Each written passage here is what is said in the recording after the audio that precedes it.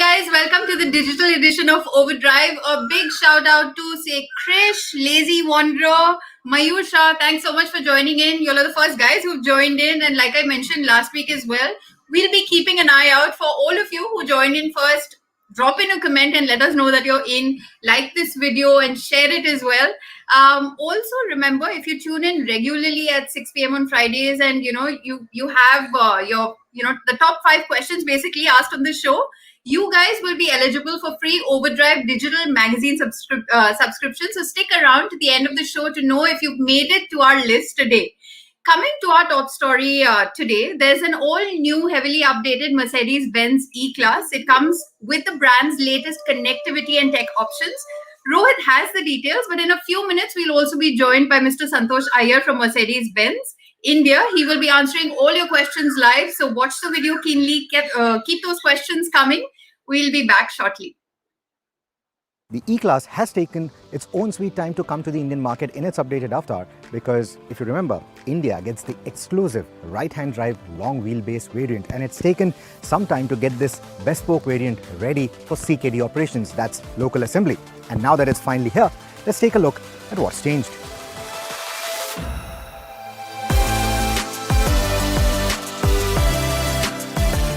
The headlights have gone sleeker and have finer detail. The LED brow makes for a new lighting signature, but it now looks similar to the new S-Class or the C-Class and not as distinctive as the outgoing E. There are new headlamps too with better performance. The taillights have a new horizontal shape and a split design, and they lose their older Stardust pattern for a segmented one that seems inspired by the S63 Coupe. The E-Class still has the elegant, minimalist design devoid of busy lines and creases, which coupled with the long wheelbase gives it a sleek, 4-door coupe silhouette. It looks particularly good when you pair it with the sportier bumpers and the 18-inch wheels that are exclusive to the new AMG line seen here. I'm still on the fence about the grille though. That diamond grille, I get that AMG connection and all of that, but it's starting to look a bit too mainstream now. Or probably I just can't digest an E-Class without that horizontally slatted grille and that Mercedes-Benz logo sitting upright on the bonnet. If you think the same way, you will have to settle for the exclusive trim on the E220 or the 200. Speaking of the bonnet, the AMG line gets the sportier one with the 2 bulges that Mercedes-Benz likes to call power domes. And well, they do add visual appeal. The E-Class is now targeting both kinds of audience, those who like to spend time behind the wheel and also those who like to sit in the rear seat. In fact, the rear seat clientele is the one that is the target audience for the new E-Class as always. Just look at the kind of space that it gives me here in the rear seat. These seats, they're nice and accommodating, they get their own pillow, and they can also be reclined by up to 37 degrees for that almost business class-like experience. God, I miss flying. Damn you, pandemic. The rear seat gets its own memory functions and climate control, and the chauffeur package allows remote control of the front passenger seat from the rear door. Speaking of controls, there's also a touchscreen tablet at the rear which controls the climate and the entertainment for the rear seat. There's also an integrated wireless charging pad in the center armrest. The front seat feels opulent too. I really like what they've done with the dashboard. It may not be to everyone's taste, this blue color, that's what I'm talking about. But the open pore wood trim, it really looks nice. You also get these two 12.3-inch screens, much like the S-Class. We've seen it on other Mercedes-Benz cars as well. But this is the largest screen sizes on offer from Mercedes-Benz, and they look quite nice. Now, they are responsive as before, but now they come with the latest generation of the MBUX, which means it also has the embedded SIM, which gives you connected tech like geofencing, vehicle tracking, vehicle status and all of that. It also has the "Hey Mercedes" digital assistant, which wakes up to the slightest hint of the word Mercedes, and it works quite well even in the Indian scheme of things. You also get a new steering wheel design. I think it looks refreshingly good. There are new switchgear controls as well, but I would have really liked that AMG wheel with the 2-spoke design for the switchgear controls that you have on the steering wheel. You still continue to get those 2 little capacitive touch buttons. They are not like the BlackBerry type of controls that you had on the previous E-Class. These look different but work in the same way. They are equally responsive but a bit more intuitive than those BlackBerry-like controls. The only difference being, using them with your thumb gets a little difficult, but using the index finger, it works much better. Apart from that, it's a refreshingly nice cabin. It is a familiar design, but subtle touches here and there lift the mood of the cabin and make it appear different and new compared to the outgoing car.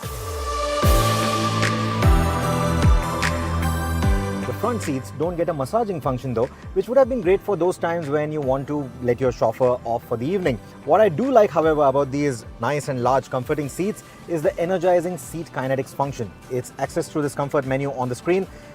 And what it essentially does is it changes the inclination, the seat cushioning, the angle of the backrest. It makes minute changes to those, which in turn keep changing your seating posture. And that sort of reduces the strain on your back muscles, on your joints, on the discs in your back. So I think it's a great feature for those who are putting in long hours on the road because this essentially reduces fatigue, reduces all that strain and gives you a more comfortable and a healthy drive.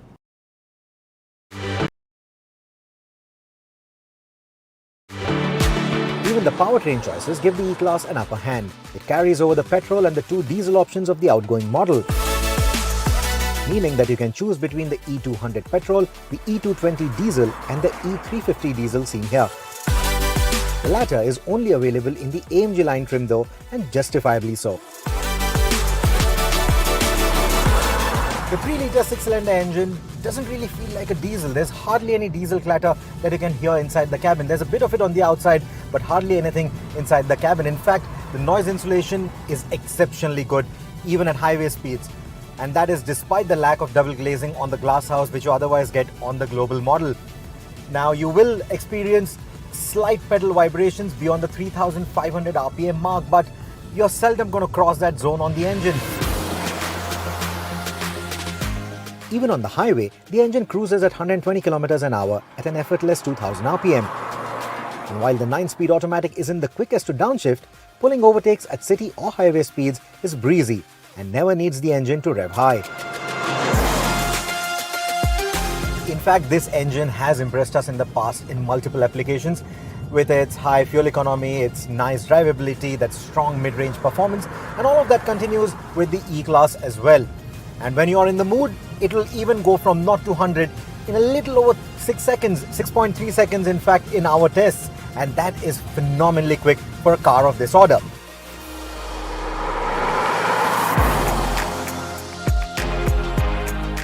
There are multiple driving modes to choose from: Comfort, Sport, Sport Plus, which alter the powertrain and steering responses on all the variants. But on the E350D, these modes will also alter the ride and handling thanks to the adaptive air suspension in all the 4 corners. As before, you will notice the difference in these driving modes in an instant. The chassis, the engine response, everything will tell you that the driving mode has changed and for the better.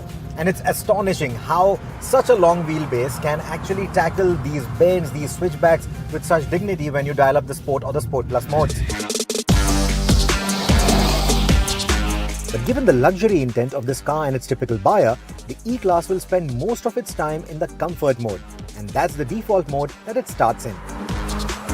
The ride quality in this mode is exceptionally good, and even with the 18-inch wheels, it glides over road imperfections without any thudding or crashing, whilst reminding you why the E-Class is such an appreciated luxury sedan even in today's times.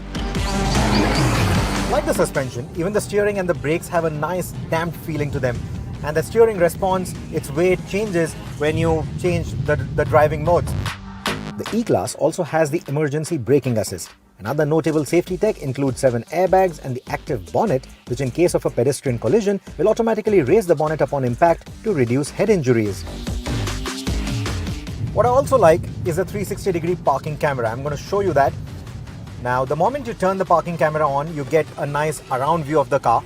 But what I also like is that apart from the dynamic guidelines, you also get the camera view moving and turning with the steering, and that gives you or mitigates the blind spot on either ends of the car, and that's very good. And it's not only for the reversing camera but also for the forward facing camera. There is a significant price difference between the E350D and the lower 200 or 220D variants, meaning that the E220D is likely to continue being the best seller. But honestly, if you have the means, as before, the E350D is the variant to get if you're shopping for the E-Class. It's not only about the bells and whistles that pamper you in the rear seat, but it's also about the engine and the chassis that put a smile on your face every time you get behind the wheel. And from that point of view, the E350D is the all-rounder, an all-rounder that will continue to worry the competition and even the current S-Class for that matter.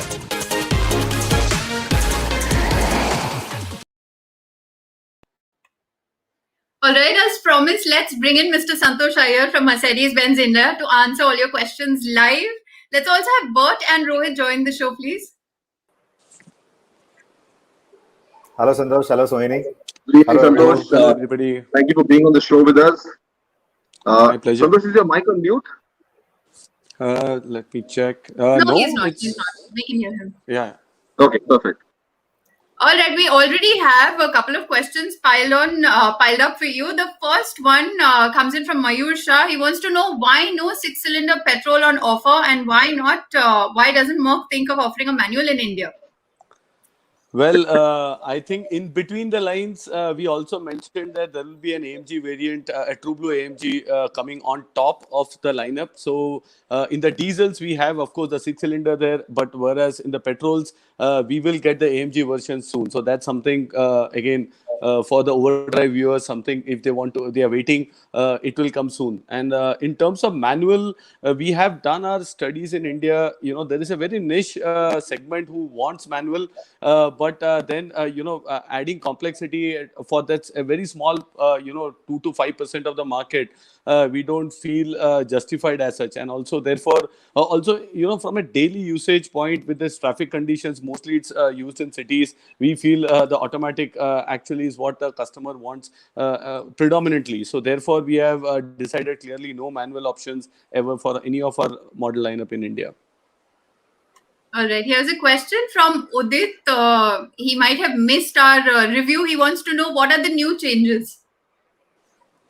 Well, I think just now Rohit explained it quite well but in terms of the key highlights. I think all I would say is we were traditionally strong very much in the rear seat with the new E-Class. Now even the front seat, one in terms of driving dynamics, be it the engine, and also the overall interiors, right from the steering wheel to the cabin, everything has been refreshed. So that's something there. And I will again urge viewers to watch Rohit's, a nice... he's really captured the new E-Class quite well.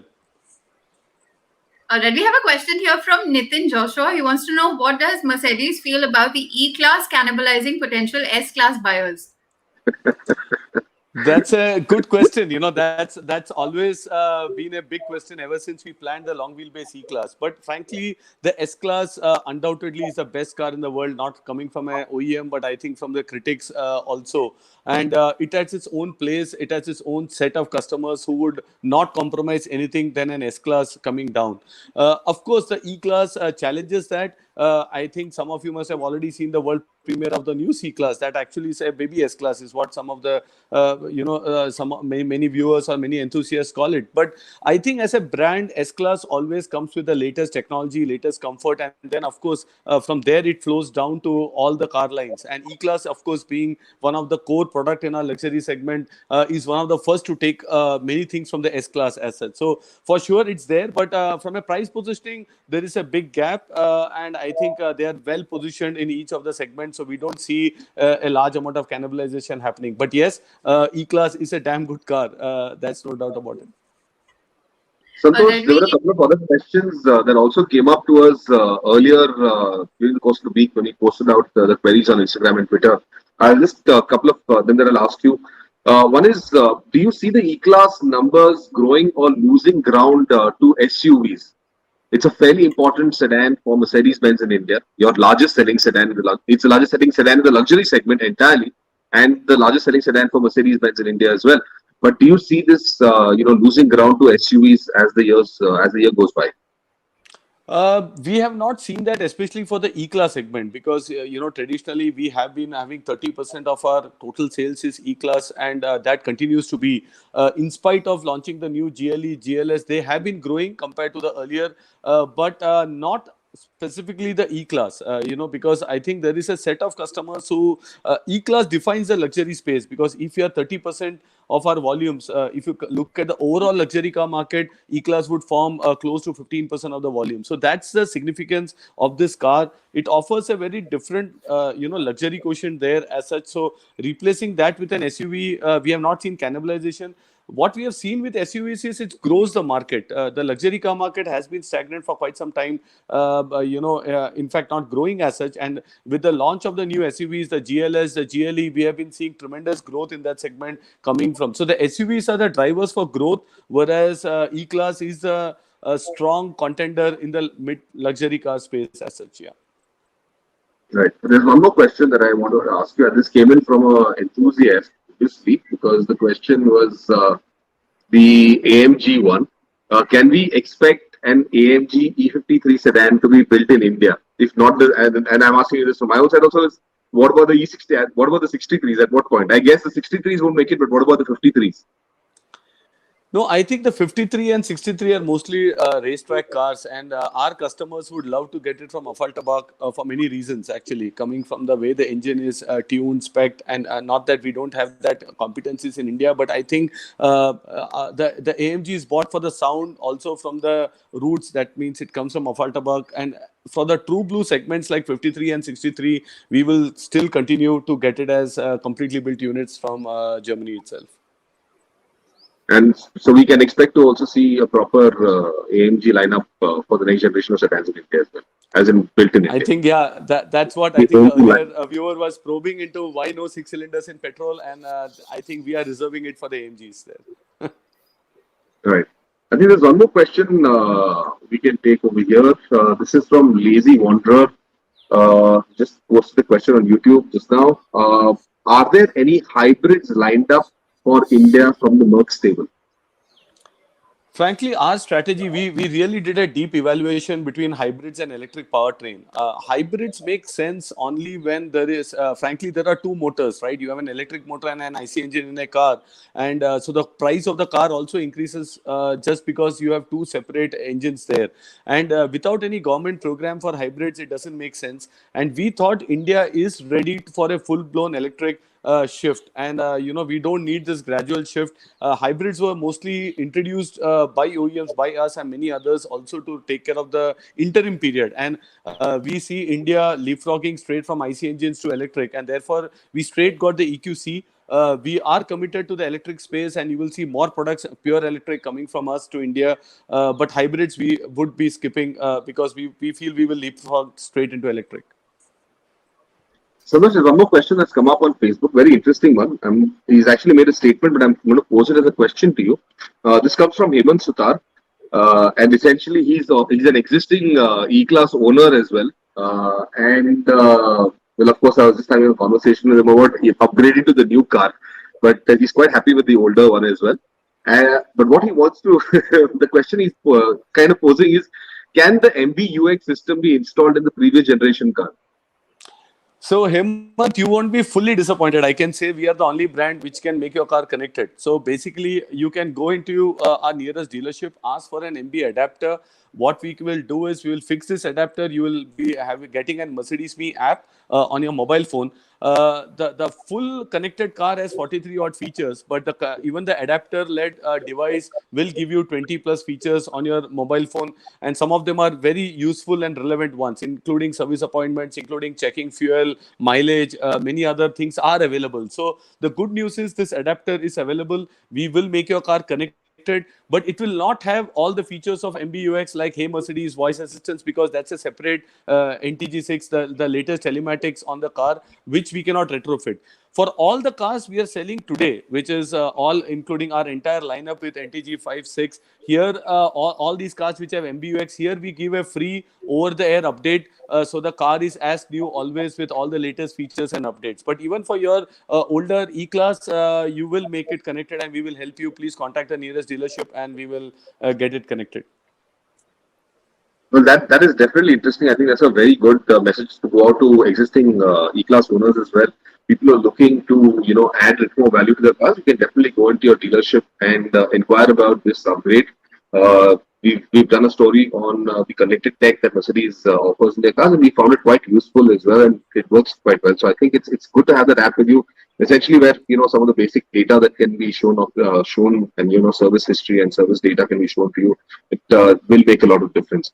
Santosh, I'm going to put one last question for you. This is not related to the E-Class. There's one question that's come in from Anish Thomas.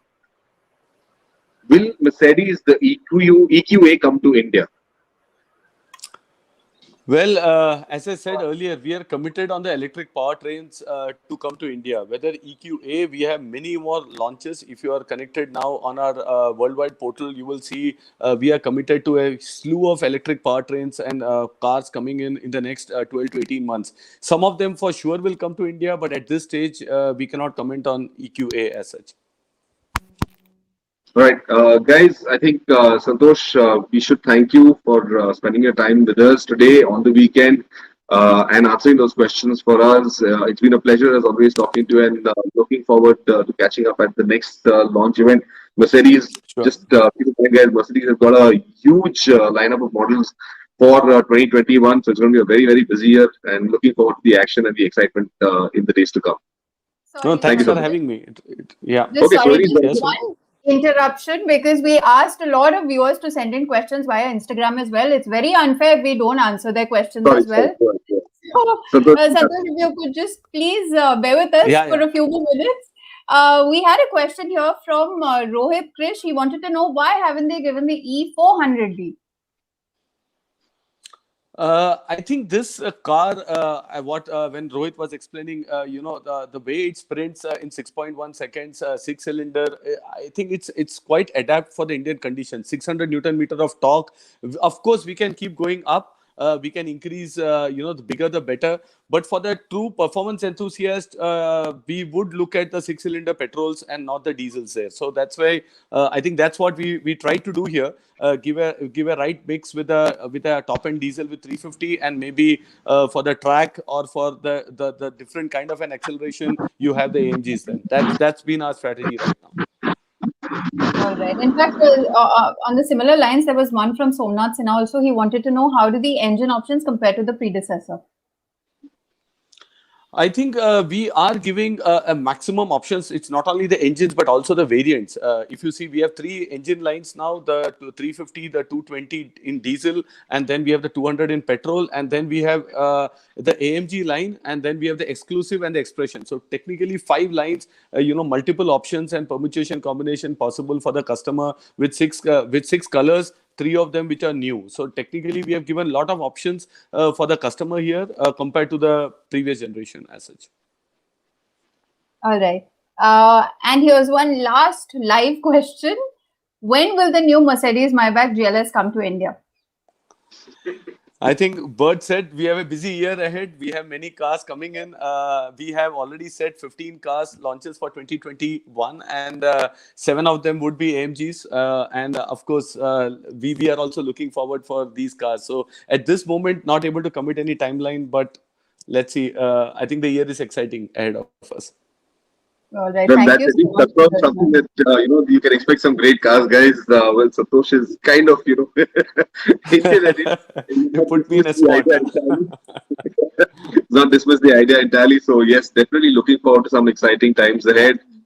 Thank you, Santosh. Thank you so much for being a part of this and for answering those questions. And like I said before, looking forward to catching up with you in the future. Thank you. Thank you for having me. Pleasure. Thank you. Thank you. Thank you. Thank you. All right, Bert, Rohit, if we could quickly take a couple more questions from people. I'm just scrolling through. Okay, we have one from Lazy Wanderer, Bert. What do you think of the government's decision for more GPS-based toll systems? A few things he would like to say is, one, government has spent crores on FASTag just recently. If GPS system is to be used, new tags will be required, which means completely new investment. That's FASTag money down the drain. Secondly, the company getting tender will have full access to your location history, no privacy.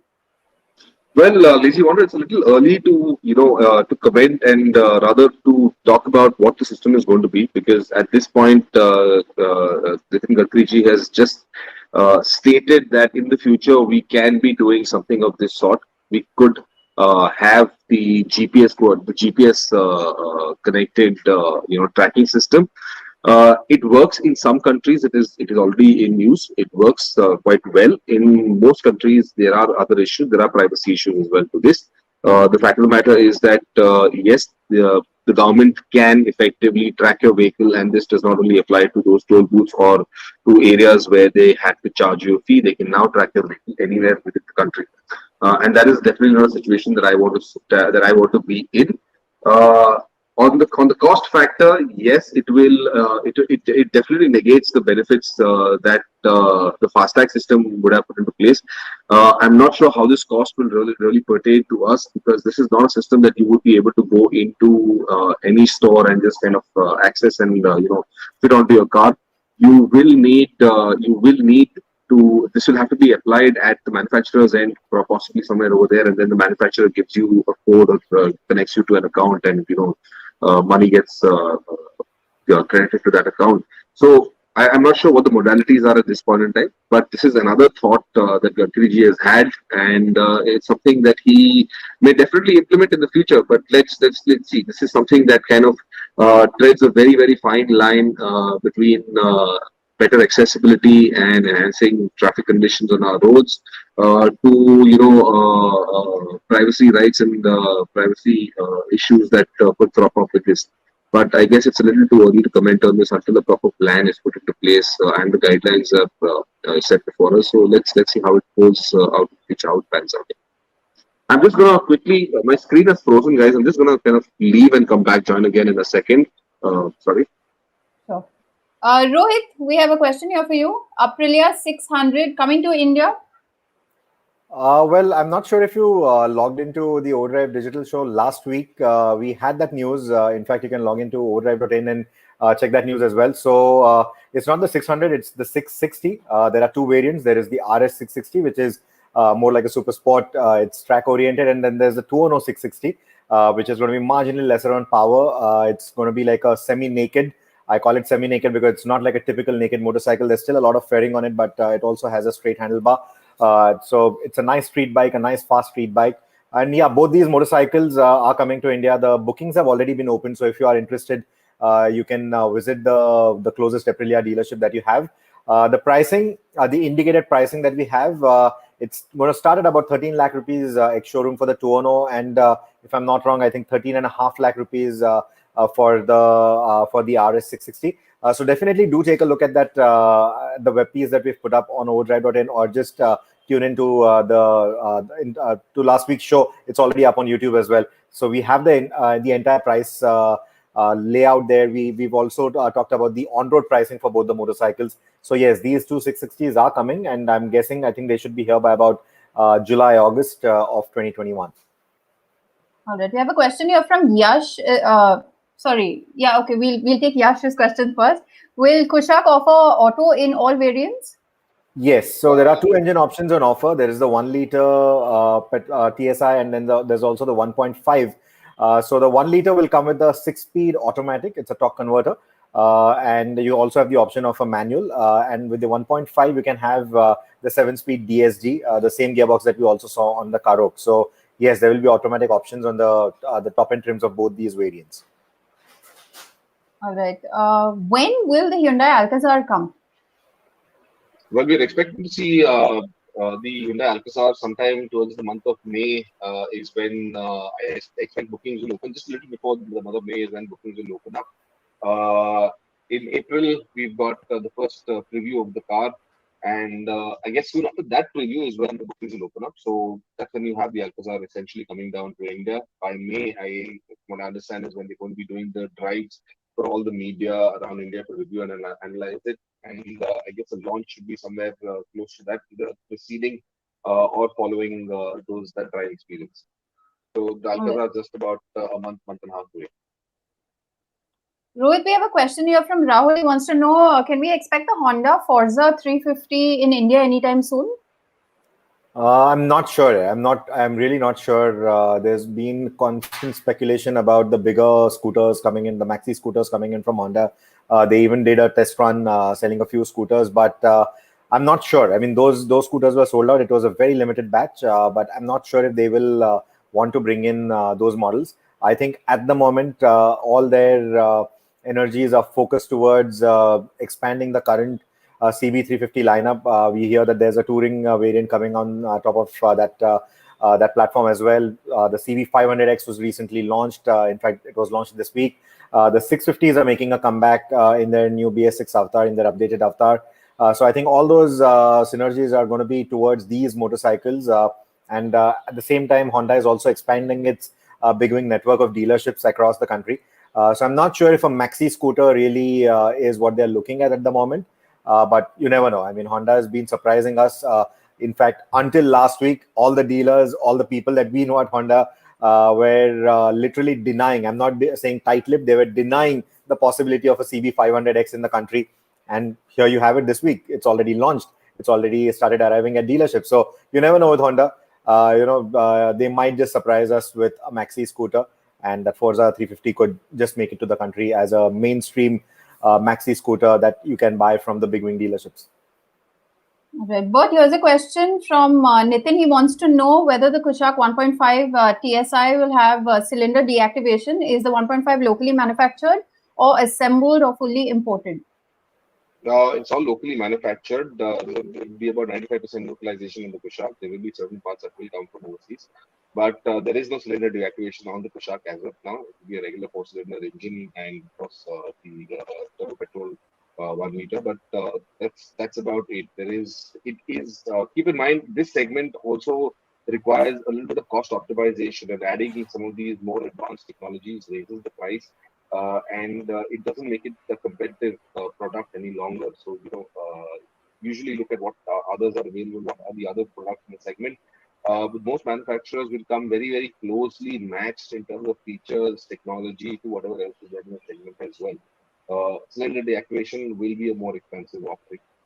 So they will definitely not offer. They're not offering that. And yes, to keep the cost competitive, they need to, assemble or not assemble to manufacture all of this over here in India itself. It's going to be a fairly important project for Skoda, for the Volkswagen Group, Skoda Volkswagen India Group at large. And both the Kushaq and later on Taiwan will all be manufactured here in India itself. All right. Rohit, do you think that the CB500X pricing is a bit over optimistic? The difference between the TRK 502 is around 1.8 lakh rupees, he thinks, versus is just 7,000 more. When can we expect a first ride review of this? Okay, I'll go in the reverse order. The first ride review hopefully will happen next week.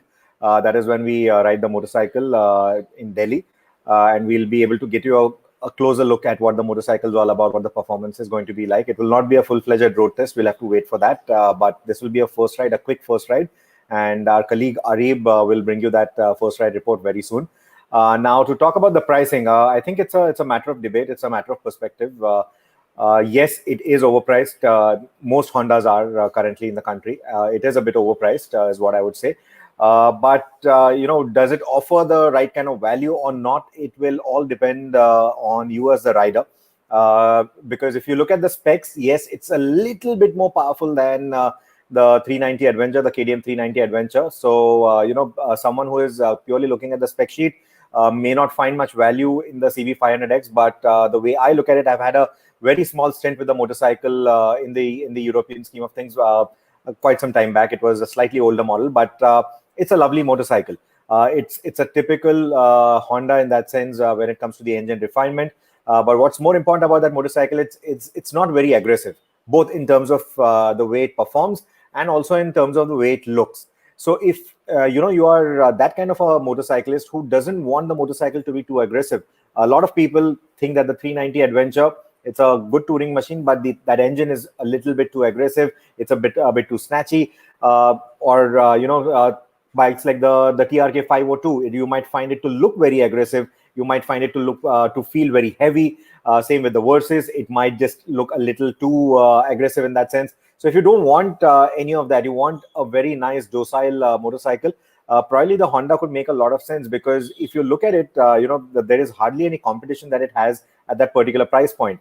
Versus, yes, because it's only slightly more expensive and you get into that 650cc space, it does make sense. But we all know that Kawasaki's have a very nice, tempting entry point in terms of the price point. But the ownership cost of a Kawasaki is actually quite high. In fact, some of the spare part costs are comparable to some more exotic brands like Ducatis and BMWs. And those are a lot of complaints that the owners have, that the service costs or the spare parts costs can be very expensive. On the other hand, Honda's motorcycles, we've typically seen them to have a higher sticker price. But the service cost, the cost of spares, the cost of even buying extended warranty for that matter is very easy. The cost of ownership is very easy. And that is what makes these motorcycles so likable. So I think even with this kind of a pricing, the 500X could find a lot of takers, especially bikers who do not buy motorcycles on the basis of the spec sheets alone. I think they will find a lot of liking towards the CB500X, because, like I said, it's not a very aggressive motorcycle. And from a touring perspective, you may not always want a motorcycle that's just racy and just wants to race even if you don't want to. So I think in those scheme of things, the CB500X could make a lot of sense. And again, it's a parallel twin motor. It's a very smooth engine. So for those relaxed ergos and that relaxed riding that you want, this could be an excellent option. All right, we'll just take a break from the questions. We'll come back to it. Remember the top 5 questions. We will announce who the top 5 questions come in from, and they will be eligible for free OVERDRIVE Digital Magazine subscription. So, Bert, I hope you're keeping a track of that. Rohit as well. Yes, I am, and there's quite a few questions that are coming up now. I'm a little confused how I'm going to do this, but yeah, while the news is playing out, guys, I'm actually looking down at the questions and making a note of. Yeah. All right. So we'll quickly run through the news from this week, starting off with the locally assembled version of the Jeep Wrangler, which was launched at 53.90 lakh rupees for the unlimited variant, going up to 57.90 lakh rupees for the hardcore Rubicon. If you want to know how much fun this Rubicon version really is, I'll take a moment to remind you, we took this capable off-roader to play around in a bit of snow in Jammu a few weeks ago. So go check out that story on our YouTube channel. Moving on, we will get back to Bert, because we need him to take us through the first offering from Volkswagen Group India's India 2.0 project, the Kushaq. So we have the visuals, Bert. If you can just take us through that. Yeah, there you go. That's the Kushaq. That's Skoda's new compact SUV. Again, compares itself against the Creta and the Seltos. Comes now in the entire Volkswagen Group lineup. This is the first product we've seen the concept from earlier at the Auto Expo, that was last year at the Auto Expo, and this is the production version of it. It's the lockdown, of course, delayed the arrival of this SUV, but now it's finally here. Fairly long wheelbase, the longest wheelbases in the segment, which essentially means that you should get a fair amount of space inside. But I've sat inside the car, and I would like to sit again. I was unable to attend the launch event yesterday, but I'm really looking forward to driving this SUV pretty soon. And I would like to see what kind of space it has inside, because there is generous amounts of knee room, there's generous amounts of head space and shoulder space. But I still need to identify or rather check on certain things. Good ground clearance and ideal for rigid conditions. The stance, however, it's not exactly SUV-ish like. It doesn't look very elevated. I'm not sure if you guys are following our live tweets yesterday when the Kushaq presentation was on.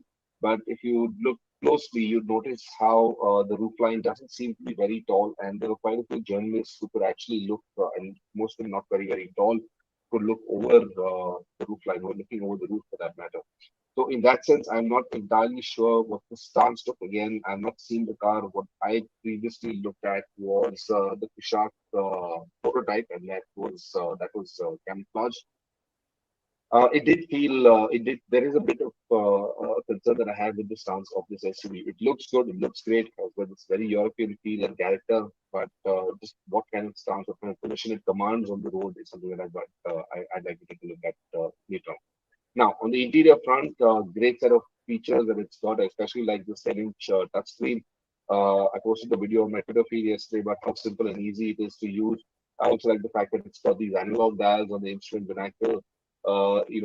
Again, this is cost saving because some of this comes from the Volkswagen parts bin, and you would see similar dials in the past as well on some of the older Skoda models. There are, however, a few touches. that it adds, and this comes in inspired by what we saw on the Super, essentially the two-spoke steering wheel, quite a classy addition to the Kushaq. Overall, the interior space and the interior design elements also quite a handsome looking car on the inside. I think I enjoy this car being on the inside more than actually standing on the outside and looking at it. Keep in mind it's got its brother from another mother coming up pretty soon. Volkswagen also has its own interpretation of an SUV on this platform. So let's again on the mechanical front, you've got the 1 liter, the 1.5 liter. As Rohit earlier mentioned, you've got two transmission options as well. The 6-speed automatic, three transmission options. You've got the manual and you've got the 7-speed DSG transmission. Now, Unveil, as it mentions here, launch is expected in May, and a few months after that, we'll have Volkswagen launch their SUV as well. Pricing, I expect this to be priced somewhere between the 30 to 20 lakh mark, which would put it in competition with the Seltos, the Kia Seltos, and the Hyundai Creta. But let's exactly see what's the position Skoda takes with the Kushaq. I think it's a promising SUV. I think there's definitely going to be a lot of takers who like the way it looks, the way it feels, the whole European sense that it brings to the SUV space, and that's something that we haven't seen. It's simply because you've got the predominant SUVs in the space are Korean built, but here is something that could have a lot more European sensibilities. Initial build quality was quite impressive when I drove the prototype. The doors shut with a nice thud, that proper heavy metal feel. So I think overall it will be a fairly promising product. But yeah, let's see what the pricing is like, and we take a call once we drive the Kushaq. All right, thanks, Bert. We'll move on with the other launch and unveils from this week. The uber luxurious updated Bentley Bentayga has now made its way into India with a starting price of 4.1 crore rupees. It wears an updated styling comprising of a wider grille and new bumpers, but its most distinctive feature is the new lighting elements. Up front, it gets the matrix LED treatment and crystalline detailing, while the tail lights have moved to a new oval shape, which is likely to be polarizing, but in line with Bentley's new design language. Rear track has been increased by 20 millimeters for a sportier stance and enhanced driving dynamics. The Bentayga gets an updated 10.9-inch infotainment system, and the India Spec Model 2 comes with an embedded SIM and connected technologies with the My Bentley connected app. The cabin can be specified in new materials and colors, features all new seats and trim, and increased rear legroom. Moving on, Volvo Cars India has confirmed that this facelifted XC60 will be one of the 3 new cars it launches this year. And earlier this week, Volvo has revealed the XC60 facelift. This updated SUV comes with new Android-based infotainment system with the ability to run Google Apps and services. Customers can sign up for a digital services package that gives them full access to these functions. New materials and color options have also been added for interior upholstery. These include leather-free and city weave textile material, in keeping with Volvo's renewed focus on sustainability. Expanded set of advanced driver assistance and safety functions such as pedestrian detection, automatic braking, collision avoidance, pilot assist will also make its way down to the India Spec model. I'll just turn over to Rohit. If we can have the motorcycle news, please. Your mic is on mute. Yes. So we'll begin with the ZX-10R. That's finally here. Every Mumbai vlogger's favorite motorcycle, I think, is the ZX-10R. But I think every liter class enthusiast out there in India should certainly take notice of this motorcycle, because we've typically seen all new liter class motorcycles really cross that 20 lakh rupee mark on the ex-showroom price itself. And here the new 10R is back with its tempting price tag, 14.99 lakh rupees. I mean, if there was a racetrack close to where I am, I would certainly want to somehow put in that money. I hope Bert's listening, and I hope he gives me a better appraisal this time around. But yeah, this 10R essentially retains the 10R essentially retains the outgoing model's 998cc 200 PS engine, It was an excellent engine to begin with, butter smooth, a lot of power, brilliant across the entire rev range. So it maintains that engine. It's of course tuned a little differently now. But it's got updated suspension components, updated chassis. It's also got a completely new bodywork. So if you look at the design, it's not to everyone's taste, but you will see a lot of hints of this design, coming from the Kawasaki H2, and that's it's a motorcycle that's designed by science. It's designed for aerodynamics, so it's borrowing all those aerodynamic bits from the H2, and you see a similar design on the new 10R as well. So the ZX10RR has not been launched in the country as of now. It's only the 10R that you get. You get two color options. There's a black and there's a black and green. And like I said, 14.99 lakh rupees. I think it's an excellent price for anyone who's looking to buy this bike. It's a little under 20 lakh rupees on road, Mumbai, and the down payment is about 4 lakh rupees, and the EMI is about 32 or 35,000 rupees, if I'm not wrong. So yeah, I have done my calculation. So like I said, if Bert gives me a better appraisal this time around, I'll certainly want to try and get myself a 10R. But yeah, that's a lovely motorcycle. The next set of launches that happened this week comes from Ducati. You have the new Scrambler Nightshift and the Desert Sled, both launched in the BS6 Avatar. So both obviously have the same engine. It's the 803cc two-valve L-twin engine. It puts out about 73 PS of power and has a 6.2 Newton meters of torque output. Now, while the engine is similar or common between the two motorcycles, the intent of both the motorcycles is very different. What you see on the screen is the Desert Sled, of course, and that is exactly what it's made for. It's made for going off the road, going and doing some dune bashing, riding it in the sand. Whereas the Nightshift is more of a cafe racer theme. It's even got a space for a racing number on the side if you fancy that kind of a thing. And I've seen this motorcycle in the flesh, and it looks beautiful. So if you are looking to go into the Ducati scheme of things, these are two new entry points that you can look at in the Scrambler range, and both these motorcycles have been launched. So the pricing for the Nightlife for the Nightshift is 9.8 lakh rupees ex showroom, and the Desert Sled is priced at 10.9 lakh rupees ex showroom. And the third launch is the motorcycle that we just discussed a little while back. It's the CB500X from Honda. Like I said, until last week, Honda was literally denying any chances of a 500 coming to India, even saying that we are not sure if the Indian market is ready for a 500. But here it looks like they've changed their mind. The CB500X has come.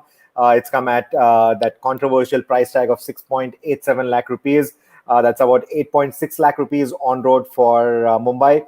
Now it gets a parallel twin engine. It's a 471cc engine, puts out 47.5 PS of power and 43.2 Newton meters of torque. Like I said previously, the primary contenders for this motorcycle are the Bentley 502, which too has been launched yesterday in its BS6 Avatar, and the other bike that obviously is going to be contending with is the Kawasaki Ninja 650. The Ninja 650 as well as the Versys 650, both of which are sport tourers. And then you also have the V-Strom 650 from Suzuki, but that resides at a much higher price bracket at the moment. So in a way, this motorcycle enjoys its own little zone, its own little niche. But how is it like to ride? It's something that we are going to answer next week. So definitely do stay tuned. We'll try to get that review up on the upcoming digital show next Friday as well.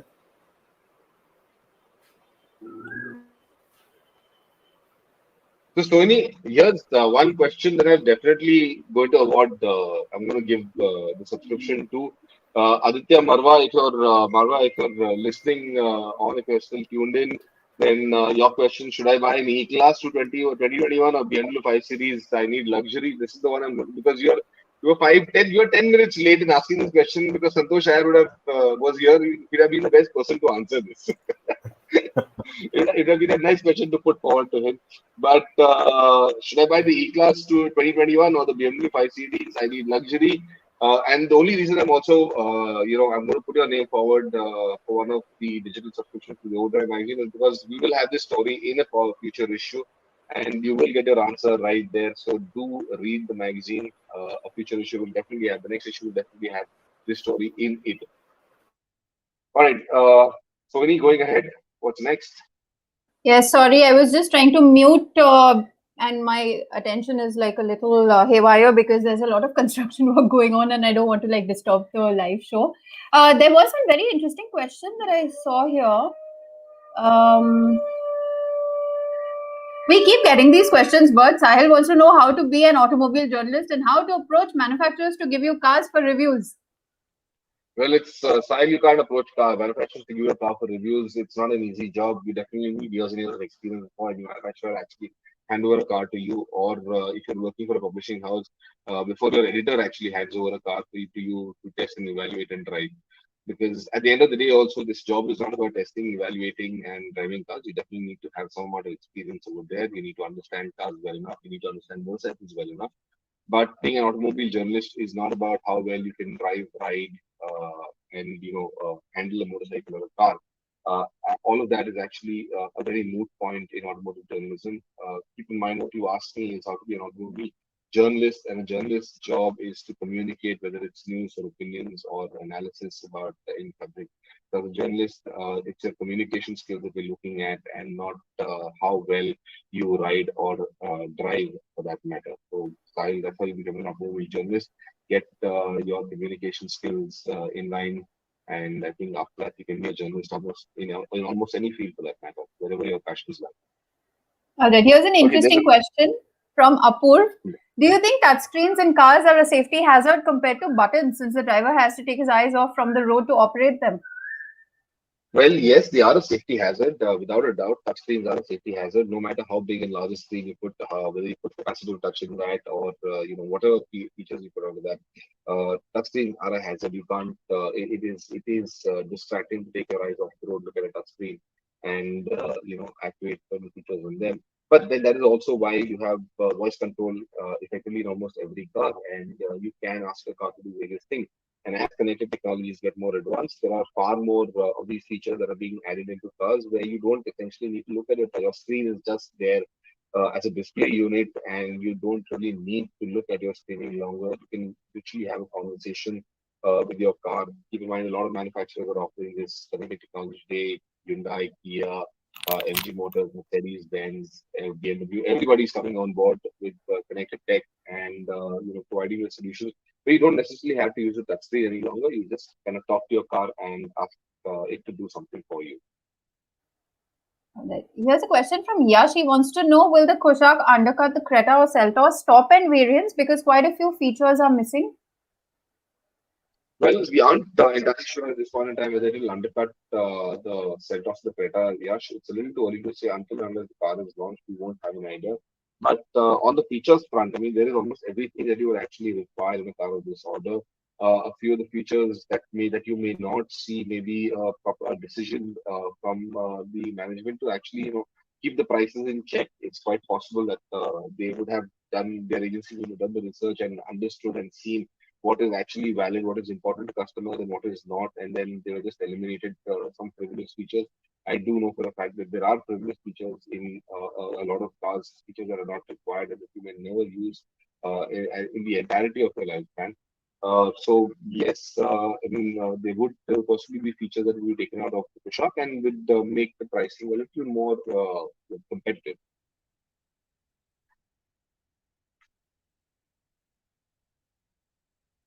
Sandeep Singareddy, I'm not able to hear you, sorry. Sorry, will Maruti bring back diesel lineup for their upcoming cars, because Hyundai and Kia are killing the segment with numbers with their diesel car strategy? Well, Sandeep, Hyundai and Kia aren't killing the segment with numbers from the diesel cars. But yes, they definitely hold an advantage over Maruti, especially where diesels are concerned. Having said that, Maruti has already been developing a diesel powertrain for their cars, and that we will see something happening on those lines in this year. Maruti making a comeback to diesel. It will definitely happen. But Maruti's strategy essentially is, again, keep in mind, diesels is bringing diesels into the segment is not a long-term plan. In any case, as emission norms get more and more stringent, it becomes far more difficult for manufacturers to offer affordable diesel engines without having to put the kind of technology required to meet those emission norms, which would effectively make those cars even more expensive and reduce or rather, diminish the ownership value that these cars would have to offer. And that is a huge challenge for most manufacturers. So Maruti will bring back the diesel engine into the products. So they are already developed and worked on that, and I think we should see some announcements coming on that front later in this year. But yes, it's not a long-term plan as such. All right, but before we can answer who the top five viewers are who've asked us good questions, one last one. Anish wants to know, will heads-up display with augmented reality be useful or end up as a gimmick? Will heads-up display with AR be useful or end up as a gimmick? No, I think it is, Anish, it is an extremely useful feature and something that really works very well for most cars. I've used heads-up displays quite extensively, and I've appreciated having heads-up displays because it really does not distract you from, having to watch some other screen. You get your it works very well essentially where you've got your GPS navigation, working and those instructions being thrown up on the heads-up display. So all in all, I think heads-up display is definitely something you will see more of. What we've effectively seen manufacturers is bringing more clarity to these displays, adding more features to those displays, a lot more information that you can see on the HUD as well. And in some cases where you're seeing them in color also, not just the black and white that you used to get before, you're seeing these in color as well. So it makes a lot of sense to have HUDs. It is not a gimmick. I think it's a fairly useful feature for every car, for every owner. In fact, I'm going to add a little bit more to what Bert just said, and also sort of call back to the question that we just got from Apur a few moments back. So when we talk about having to get our eyes off the road to look at the screen, not just for some input, but maybe also to look at the navigation, especially when you are at an intersection or where you are at one junction where there are multiple roads and you have to make the right choice.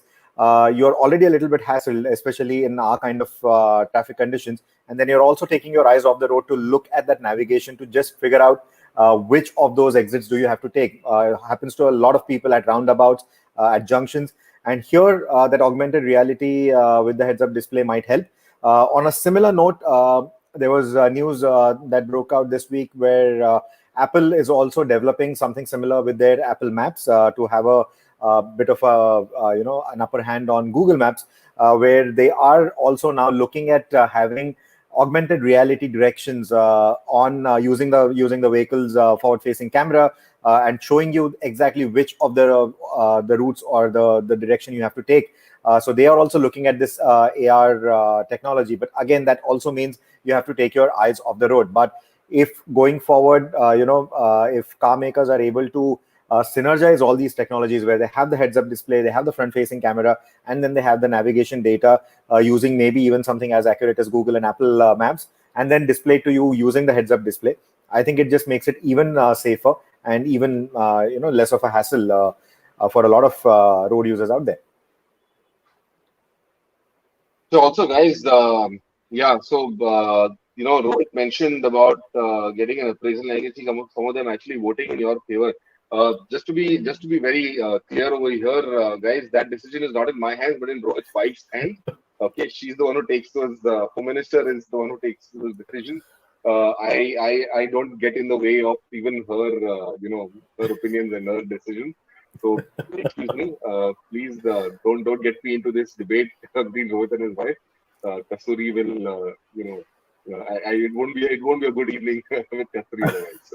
But of course, but that decision making will only happen after you give me a good appraisal. After I know that I have enough money to buy it. Rohit, how big a challenge you had getting the GS for that matter. So, yes, I know. I'm absolutely yes. aware. And I was not a part of the conversation at all. And that challenge continues. That challenge still continues to today. Absolutely. Okay. Base Booster Arena is quite vocal about a question. But I was saying that we need to wrap up, and it's time to announce our winners right now. Okay, just very quickly, Base Booster Arena. I think we just had the new E-Class. If you're looking for luxury, you're looking for comfort, lots of feature space, essentially, then the E-Class is your best bet. But if you're looking for a little more driving fun, a little more better dynamics, then the 5 Series, both 5 Series options are quite nice. Dodo Samuel also asked me what headphones are you using. Dodo, I'm not going to give you a free subscription I'm using Sennheiser's. That's what I've got on, but we are not winning a digital subscription just yet. All right, Well, the but sound quality is fantastic. The noise cancelling headphones, if you want to review, well, the noise cancelling, they're pretty good. They're cheap. They're affordable. Most important, they're affordable, upmarket headphones. And if you can hear me clearly, then they work pretty well. all right, but time for announcement. Okay, so the top 5 questions for today, guys, who is going to receive a free subscription to the OVERDRIVE digital issue, the OVERDRIVE Digital Magazine. This is a PDF format that we will send across to you, that we will put you on a subscription list as well. So you will get an annual subscription, not just one issue. You will get a whole year's supply of OVERDRIVE. And these guys are Aditya Marwa, like I mentioned earlier, shall buy the E-Class 220D 2021 or the 25 series needs luxury, and I've answered you there. The E-Class is the one that you should get for proper luxury. Sandeep Singareddy has asked a Sorry, question but about one will sec. Maruti If bring we back. can just go a little slow. I'll flash the questions on air as well, so that they can know. You said Sandeep. I'm still looking for the first winner that you mentioned. Aditya Marwa. Okay. So Sandeep, Right. you can send us. Sandeep needs to drop us an email actually on digitalshow@overdrive.co.in, so that you can get a link to your free subscription. So we'll essentially tell you what is to be done, because we need some of your details that you'll have to email to us, that we can put you on the subscription. Lazy Wanderer, I'm going to take you into this winning streak as well. And this is for a question based on the GPS-based systems and moving away from FASTags. So you asked whether it's more taxpayer money down the drain, and yes, it's a little bit of a worrisome situation. But until things clear out and more guidelines are properly put into place, let's not comment much more on this. The other person is Mayur Shah, of course. Mayur, well, on the E-Class, why no 6-cylinder petrol on offer, and why doesn't Merck think about offering manuals in India? And Santosh Iyer answered you there. And the last winner today would be Aniket Pal, who had a question posed about Honda's pricing strategy. CB500X was priced very closely to the Versys 650 at 6.87 lakhs, and was Honda being too optimistic with their pricing? Well, I do believe these are the questions, or these are the winners. These are the 5 winners, the 5 guys who get a digital subscription. Congratulations, guys, and I do hope none of you are already subscribers. Are you subscribers? If you are subscribers, well, you can definitely pass it on to someone you want to pass it on to. You can should read OVERDRIVE and get all the information about whatever's in the market, all the new products that are coming out of the market, the features, comparisons, and the reviews, so it broadens their knowledge and awareness about cars and motorcycles and scooters in the Indian market. Right, with that, guys, I think we've come to the end of this week's show, which went off pretty quickly, and for a change, we were on time. All right. Thank you so much, guys. But before we tune out, as always, we'll take a look at what's on the show tomorrow on CNBC TV 18 at 1 p.m. We have the more flamboyant sibling of the A-Class limousine, a very fun to drive BMW M Performance car, which is locally manufactured in India. And the MG Gloucester is taken on a road trip. So do tune in at 1 p.m. On Saturday, and Sunday 12:30 and 8 p.m. Thank you so much for joining us today. And so again, the next week, guys, keep a watch out on our Twitter, on our social media handles for what's coming up next week in the reviews and the stories, the news stories. And keep your questions ready. We are giving this, we're giving out 5 subscriptions every week for the next few weeks. We don't know when we're going to stop with this, but you will stand a chance to win. There are several of these subscriptions to give out. So get online, post your questions, and we will answer those. And of course, also pick out 5 winners every week. So all the best. All right. Just a quick reminder once again, you have to send in a mail. The winners have to send in a mail on digitalshow@overdrive.co.in. All right, guys. We'll see you next week. We will post this on Twitter. The four guys, Yeah. the 5 people who won the subscription, we'll post this on Twitter as well as our Insta handle. So keep a watch out and do get in touch with us, guys. Thank you. Guys, And have a nice weekend. I see a lot of people joining in, but we need a lot more encouragement from you. You have to like this video. You have to share it as well. Dropping in comments is great, but you have to show us that you like these videos as well. So go ahead and like it. Yes, guys, spread the love. Spread the love. All right. See you guys. See you next week. Rohit's wanting to spread some money. New motorcycle, Rohit. New other priorities in life, my friend. I know. All right, guys. Have a nice weekend. See you all next week again. Bye-bye. Good night.